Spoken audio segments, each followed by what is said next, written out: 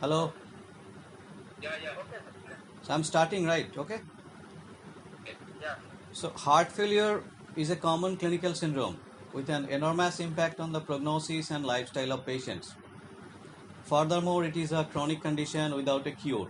The two primary goal of its management is actually the treatment proper, which targets reduction, which targets regarding the reduction of the symptoms of the heart failure. At the same time, we have to consider regarding the alleviation of symptoms related to impairment in the quality of life. So quantifying this latter treatment goal requires the use of certain tool like this quality of life questionnaire. And quantifying this latter treatment goal requires the use of this particular instrument. It has started on since 1994. The Agency for Healthcare Policy and Research first published these clinical practice guidelines recommending that providers routinely evaluate patients' heart failure related quality of life assessment on regular basis and to use their assessment tool to modify and guide patients' care.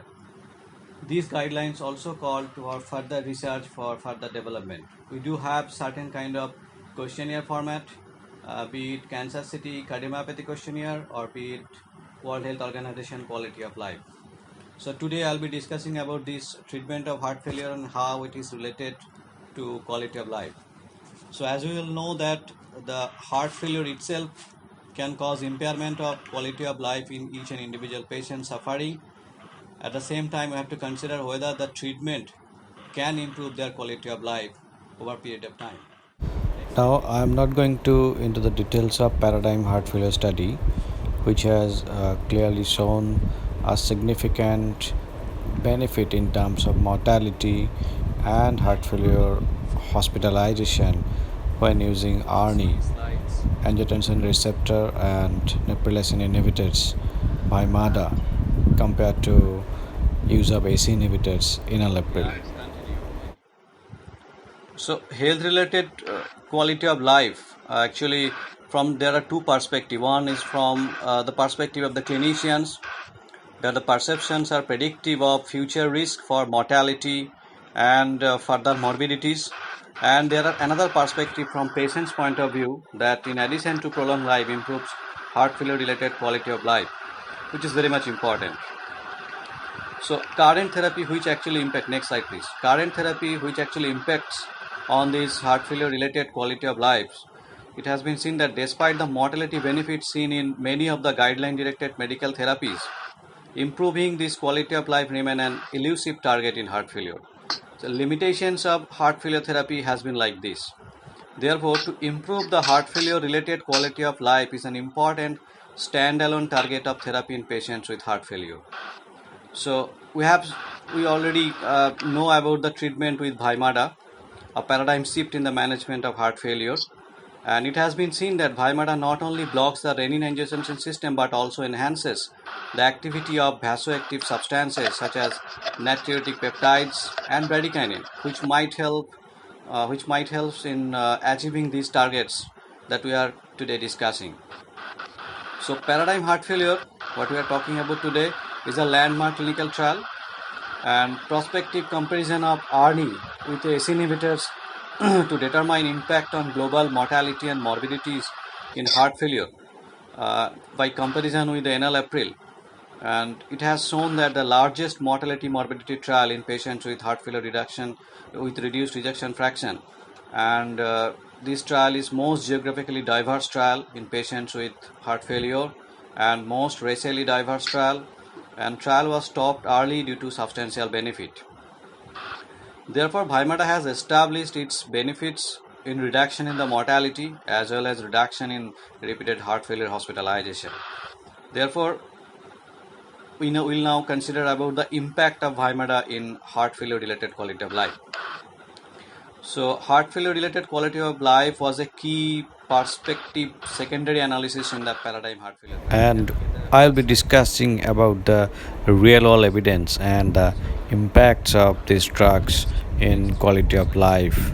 Where it starts with I'm showing you the particular slides that can make you understand the impact of these drugs in the quality of life. Therefore, it was a timely need to see whether Vimada was superior to other drugs regarding this quality of life or not. And a sub-meta-analysis of the trial was done. To determine if Vimada was superior to enalapril for improvement of heart failure in terms of heart failure related quality of life, to provide a comprehensive assessment of long-term heart failure related quality of life changes in a long-term period, the Paradigm Heart Failure also looked into the sub-analysis of the data which was published in Paradigm Heart Failure.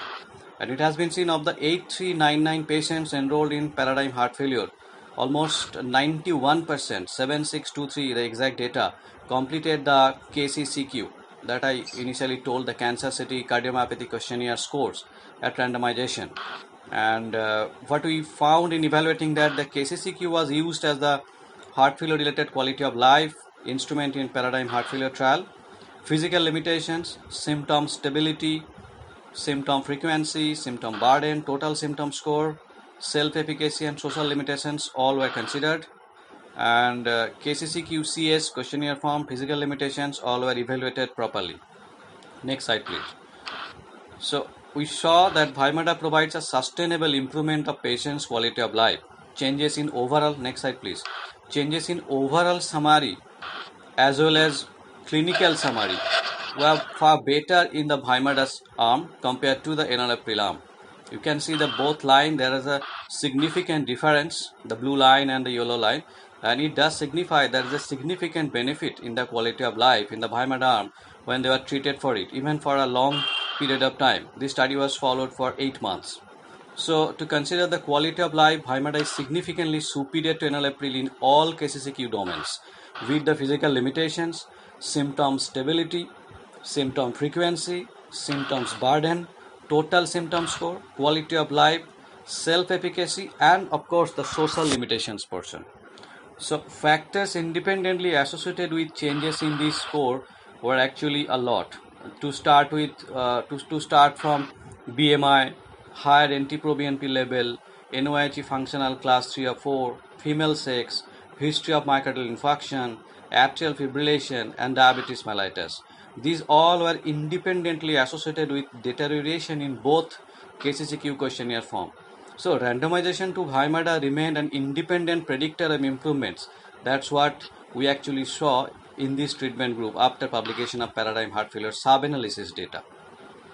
So impact on individual physical and social activity items in the KCCQ domains in the sub-analysis data was found to be astonishing. It actually addressed regarding the activity in daily to daily activities of patients as well as other activities that patient could do in the absence of heart failure. Next slide please.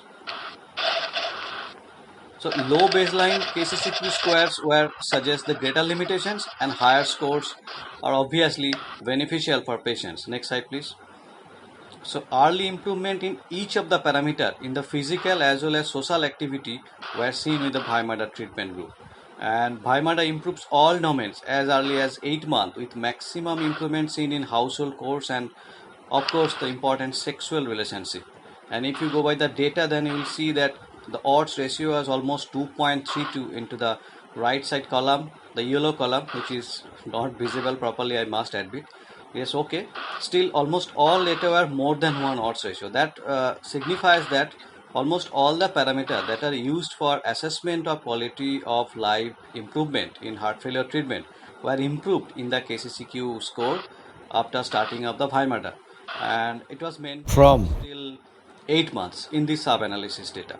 So sustained improvements on each physical and social activity with Vimada were seen, and when it was followed up to 36 months, across almost all domains were found. Though some of the data were not statistically significant, but most of them were, with a p-value of less than 0.05. So impact of Vimada on KCCQ square versus enalapril at 8 months is now very clear that improvement in the Vimada arm versus the enalapril arm was greater in all the 10 physical and social activities as early as 8 months. So overall data suggestive of use of this ARNI, even if you think of the quality of life improvement, apart from other improvement that I have already seen. So randomization to Vimada remained independently associated with a 5-point or greater improvement in change square difference in the combined physical and and the social score. Age equivalency, if we consider in the sub-analysis data, then also we see that from the broad range, so almost average 9 years in aging was actually improved. So the overall difference in change score for physical and social limitations in patients treated with Vimada was comparable to a difference of almost 9 years. So this correlation of improvement in physical and social limitation with hemodynamic improvement has been seen, like we have seen in the reduction of the NT-proBNP level, and was related to subsequent mortality and morbidity benefit. So these are all from the trials. I know this heart failure related quality of life is a kind of boring kind of topic, and we always do ignore these kind of symptoms when patient comes. We are mainly considering the treatment part. Patient comes, we write some medicines, patient went down. But the basic fact is that at the end of the day, patient thinks about the reduction in the symptoms and the quality of life. Why the patient will take this medicine unless and until their daily to daily activities, the quality of life improves. So that is the most important thing. And if you go by this paradigm heart failure sub-analysis data, then you will find there's tremendous improvement in the quality of life in the Vimata group compared to other trials, compared to other drugs.